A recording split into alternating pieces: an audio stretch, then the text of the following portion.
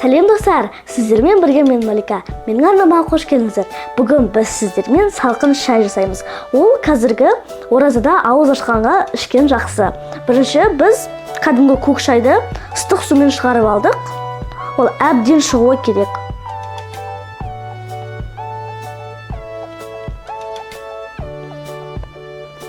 Енді оны графинге құямыз.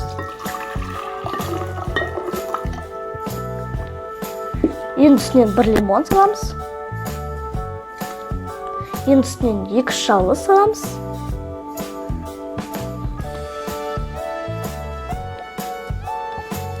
Енді мұз саламыз.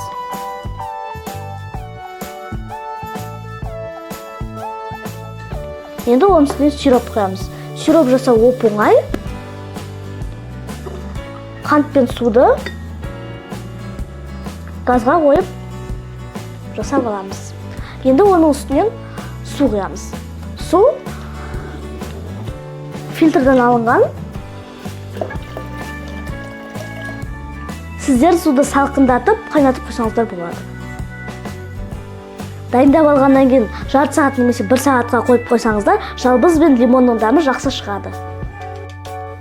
Достар, біздің шайымыз дайын. Бірінші мұз саламыз. Енді үстінен лимон саламыз. Енді жалбыз.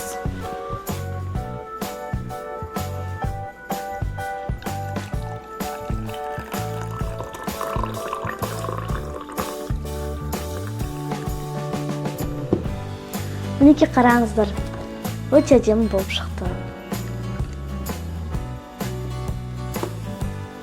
Достар, шайымыз ішуге дайын. Қандай дәмді.